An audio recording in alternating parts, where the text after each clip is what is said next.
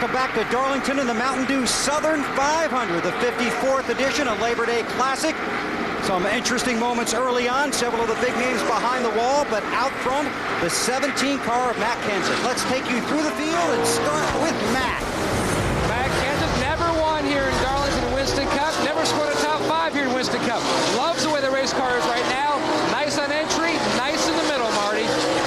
They're telling Jeff Burton on the radio, Matt, the lap times are better than your teammate Matt Kenseth. You are catching him, and remember, you're better on the longer run as well.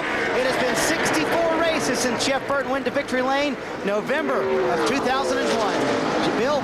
Ryan Newman started on the pole. The car is loose off of turn 4 no matter what line Matt runs. But the car seems to be getting better after their last pit stop. What's it like to race here at Darlington? Well, you get one example if you're David Spade riding with Wally. Here's what it looks like to Ryan Newman. It's probably like driving through a road construction zone where you got barrels on both sides and you only got enough room to fit your vehicle through. That's about what it's like. I mean, and you don't have a chance to slow down. You got to be able to run faster around here. You got to be able to hold it up by the wall and get good runs. And it's not the easiest place to pass on, but it's a pretty good racetrack. The key for this team, finding out what their tires are like and how their car handles after 60 laps. Burns?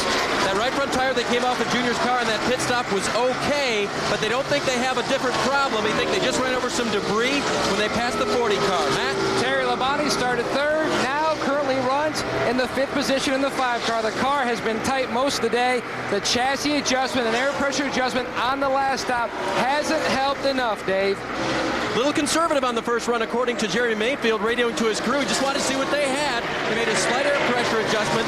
The car is good. Bill? Greg Biffle got a wedge adjustment last time in. He thinks the car will handle better on longer runs after making that adjustment. Now it's just a matter of running the laps and seeing. Marty? Bill, 5-time Southern 500 winner Jeff Gordon is trying to win his 6th today, pushing in turns 3 and 4 is his biggest complaint right now, but Gordon is one of those guys who comes on late in the race. Kevin Harvick behind him started 18th, running 9th. He's loose into the corner, came on the radio a moment ago, said, I'm not running it hard, that's what you want, right? They said, absolutely. Dave? Jimmy Johnson started 2nd, has fallen back to 10th. They've been tight everywhere all day. They've got most of it corrected on the last pit stop with the track bar adjustment. Still just a tick tight in the center. Alan? Trouble turn 4. Looks like Mike Skinner has had problems, and the caution flag is out. The Army car with some right front damage. Yep, on the whole right side. Damaged. Skinner running 26th and last on the lead lap at the time of his problem. Oh, this racetrack is so hard. I said it will reach out and bite you. We talked about it yesterday in the NASCAR Busch Series race. It's almost like there's a magnet. If you get too close, the magnet just grabs the car and sucks you right into it. And you can never get comfortable here. I mean, if you just slip up, especially on worn tires, if you just slip up a little bit, you run so close to the wall anyway, if you're off just a little bit, you're in it hard. 26 laps since the last pit stops. Everybody will be in. Oh, yes. Sit and see what might have happened to Skinner. Very top of the screen. Like he just got in the corner and something might have broken, but it certainly got in too hard into the wall. And NASCAR has to throw the caution flag to check for all the debris. Skinner takes his car to the garage as the leaders come to pit road for stops. Jeff Burton first to get to his box among the leaders. Marty? He came on the radio, said, Paul, his crew chief Paul Andrews, that's the best we've been on the short run all weekend long. Give me what you gave me last time. Half pound out of both left tires. Got a little bit tight in the middle of that run. He wants a Powerade and a bag of ice. Matt? The regular rear change for Matt Kenseth out due to sickness. Chris Hladek is in. This team hasn't missed a beat. A 14.2 and a 13.6. No adjustments on this stop. They just need to clean the grill to keep the temperature down, Dave. The 8 car was tight into 3 and didn't get much help up off the corner of the last adjustment, so they're reversing that adjustment on the wedge. Bill? Ryan Newman in the 12, loose off of 4, getting a little free in 1 and 2, did not want to tighten it up, so it's 4 tires, fuel, no changes, had to wait on the left rear. That cost him the 1st and 2nd spot. This time, Jeff Burton got out ahead of Matt Kenseth. Good pit stop for those guys. Bobby Labonte still making an adjustment. Looked like might have been making an adjustment on the 18 car as he was sitting on the jack. So all the lead lap cars in there, and Jeff Burton's going to be first off. He will become the third leader on the Mountain Dew Southern 500.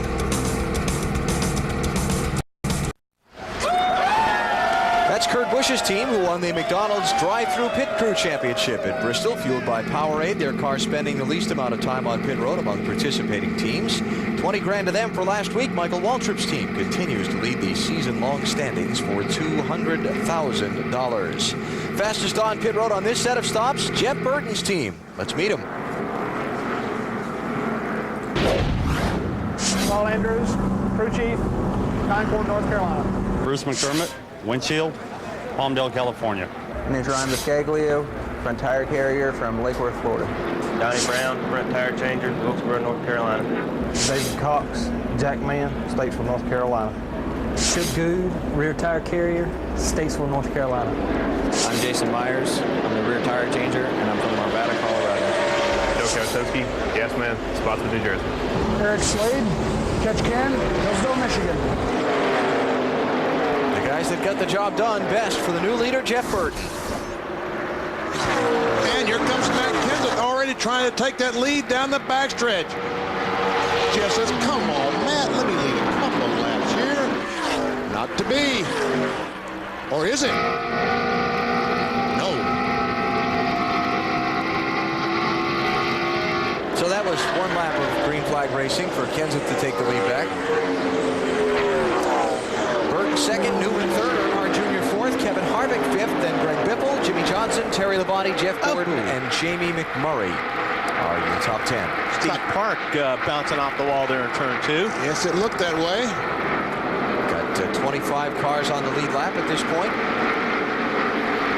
Leaders today, been three of them. Ryan Newman for 67 laps, Matt Kenseth for 34, and Jeff Burton for 3. Harvick. Taking a look, but Those are all lap cars you're messing with there. 41 of Casey Mears is in 29th spot. Hey, Marty, that 29 car is looking real good right now. Looking pretty strong, BP. A little bit loose last time, but they're zoning in on the car. Kevin had the advantage of running the NASCAR Busch Series race yesterday, and they made some changes today based on that. You guys talked about the left rear tire wearing out. That happened to Kevin's car yesterday. So they made a spring change this morning trying to help that. Tire wear has been excellent, just a little bit loose. Kevin Harvick, top five finishes in the last 6 races, 7th to 3rd in the championship standings. I spoke with him earlier in the weekend, said, you know, you're third, but you're 464 points behind Matt Kenseth. Are you thinking championship? He said, have to. Of course I am. He said, Alan Kulwicki came back from 278 points down in 1992 with 6 races to go. I got 12 races left. I talked to Ryan Newman a couple weeks ago and asked him about the championship, and he said, look, I'm an engineer. As long as the mass... Oh, Kenseth in the wall! Championship leader picks up a Darlington stripe. Now let's see if he knocked that front end or rear end out of alignment. tell you what, like he said, he got into it pretty hard. So take a look at the right side there.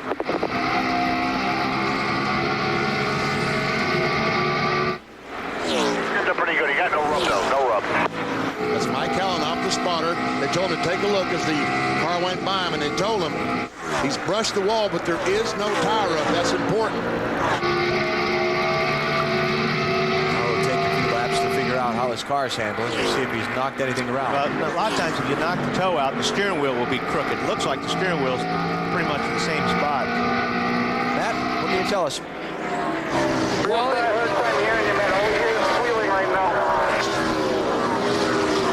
Wally, a lot of teams here in Darlington, they brace up that right side with 2x4s or other bracing. One team looked like they even had an old modified Nerf bar on that right side. I talked to Robby Reiser today. He said Matt runs so well here, they do not put any extra bracing up there. That way, in one respect, he knows that he can't get up and get a Darlington stripe because it could be more damage, but the car okay at this junction. Dodged one there. Boy, we hope he did. Let's see. He goes in the corner, leading the race, and this shows you how tough we talk about a magnet. Watch this. It's unbelievable. He did jump that wall pretty much with the tires, too. Just pulled him right in. Yeah.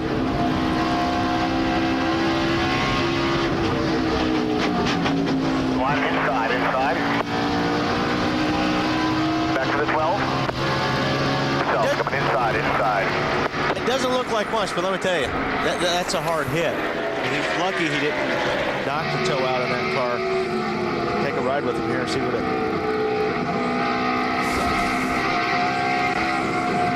That looks pretty good. Right there, where that spot was, he's now backing off the gas, being sure to get the car turned before he gets back on it. Be sure that he doesn't drive that thing up into the wall.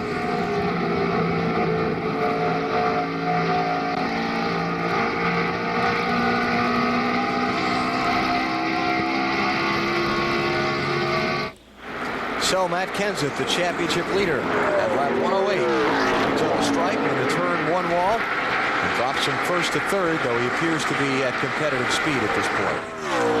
Fourth place, Dale Earnhardt Jr. not able to catch him and overtake him for that spot.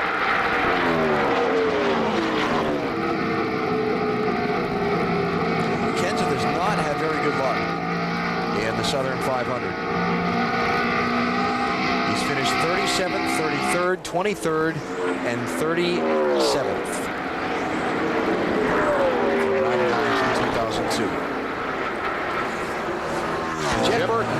He's cruising 2.5 seconds in front of Ryan Newman and pulling away. I was talking about Ryan Newman and asked him about the point standings. He said, look, I'm an engineer. As long as the numbers say you can do it, you never give up. Yep. When the numbers say you can't do it, that's when you give up. Ryan Newman now that far behind Jeff Burton. That is 2.7 seconds. And we're just across the 150-mile mark of the Southern 500. Jeff Burton in the Southern 500, last 6 of them. He's got 3 seconds, a win, a 6th, and a 10th. He's leading right now here at Darlington.